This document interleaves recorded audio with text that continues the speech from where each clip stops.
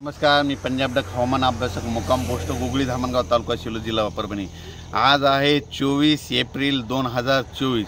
म्हणजे आजपासून परत शेतकऱ्यासाठी अंदाज येत आहे। कारण की काय झालं की आता सगळ्या शेतकऱ्याच्या हळदी काढणं चालू आहे, कांदा काढणं चालू आहे। पण काय झालं, राज्यामध्ये अवकाळीनं इतका धुमाकूळ घातला आहे म्हणून हा अंदाज लक्षात घ्यायचा।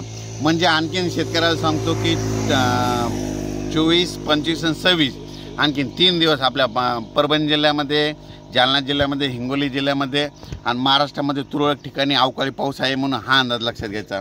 सांगायचं झालं तर आणखीन जवळपास 26 तारखेपर्यंत राज्यात दररोज भाग बदलत विजेच्या कडकडासह वाऱ्यासह पाऊस पडणार आहे। म्हणून शेतकऱ्यांनी आपली हळदीची कांद्याची काळजी घ्यावी।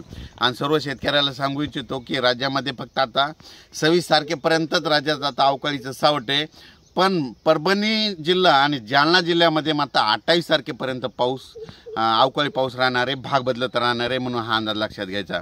आणि शेतकऱ्याला सांगतो की त्याच्यानंतर 28 तारखेपासून इतकी उन्हाची तीव्रता वाढत जाणार की राज्यात उन्हाचा पारा जवळपास 45 अंशापर्यंत जाणार आहे म्हणून हा अंदाज लक्षात घ्यायचा।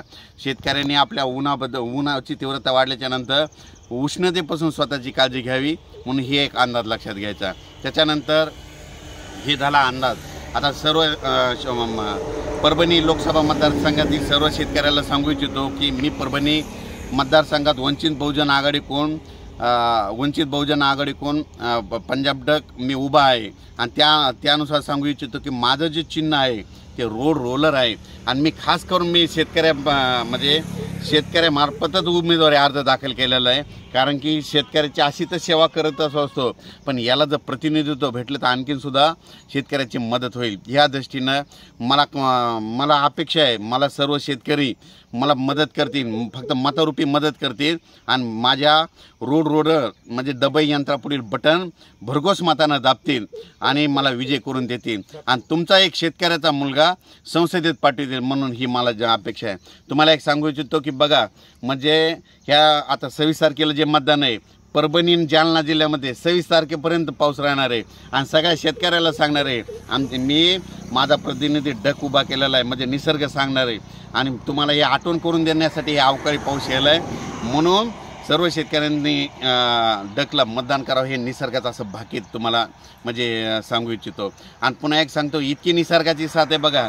काल अकोल्या भागामध्ये अमित शहा यांची सभा होती, तर तिथल्या निसर्गाला ते पटलं नाही। कारण की मला ज्यांनी तिकीट दिलं आहे ते श्रद्धेय बाळासाहेबजी, ते अकोला जिल्ह्यामधून तिथं त्यांच्या जिल्ह्यामध्ये म्हणजे तिथं अमित शहाने सभा घ्यायला लावली होती, पण हे निसर्गाला पटलं नाही। इतका पाऊस आणि वारं सुटलं की सभेमधले मंडप फाटून गेला।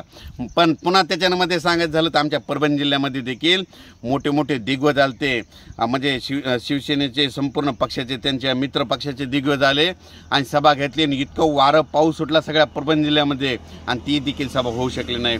म्हणजे शेवटी निसर्गाची साथच आहे म्हणून, आणि निसर्गाची साथ आहे, सर्व शेतकऱ्याची साथ आहे, संपूर्ण समाजाची साथ आहे, 18 प्रगट जातीची साथ आहे, वीटभट्टीवाल्याची साथ आहे, मुस्लिम समाजाची साथ आहे। जवळपास जितक्या समाजातल्या जे म्हणजे पाऊस हे सगळ्यांनाच लागतो, म्हणजे पाऊस असा नाही करत हे ह्या धर्माचे याला पाऊस नाही पाहिजे म्हणून पावसाविषयी म्हणजे कोणता जाती भेद नसतो म्हणून सर्वांची साथ आहे। निसर्गामार्फत मी पंजाब डक म्हणून या ठिकाणी तुम्हाला फक्त एकच मागू शकतो, 1 रुपया देऊ नका, फक्त एकच मला 26 तारखेला माझ्या रोड रोलर दबाई यंत्रापुढे फक्त 7 नंबरला माझं बटन आहे, त्याच्यावरलं बटन दाबा आणि मला भरघोस मताने विजय करा।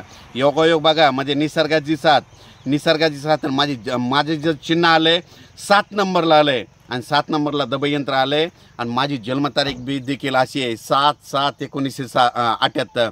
म्हणजे सर्व धर्माची साथ, सगळ्यांची साथ, शेतकऱ्याची साथ, वीटभट्टीवाल्याची साथ, म्हणजे जितक्या समाजाचं म्हणजे या निसर्गाच्या लहरीपासून नुकसान वाटतं त्यांची साथ, मंडप डेकोरेशनवाल्याची साथ, कारण की त्यांचं मी सांगितल्यानंतर त्यांचं नुकसान वाटतं। त्याच्यानंतर तुम्हाला एक सांगतो, काही वेळेस काय होतं हे कूलरवाले कंपनीवाले म्हणतात यावर्षी गरमी पडेल का नाही, त्यांना मी सांगितलं यावर्षी गरमी राहणार आहे, त्यांची साथ. पुन्हा आणखीन सांगतो, आमच्या परभणी जिल्ह्यामध्ये 1800 कृषी केंद्र चालक आहे, त्यांना देखील अंदाज देऊन शेतकऱ्याचं नुकसान वाचित असतो, त्यांचा फायदा करतो. म्हणून त्या 1800 कृषी केंद्राची देखील साथ आहे. म्हणून येणाऱ्या 7/7/1978ला माझं बटन देखील 26 तारखेला 7च नंबरवर आहे. म्हणून सर्व शेतकरी मला भरघोस मताने विजय करतील ही अपेक्षा ठेवतो. थांबतो. जय हिंद, जय महाराष्ट्र.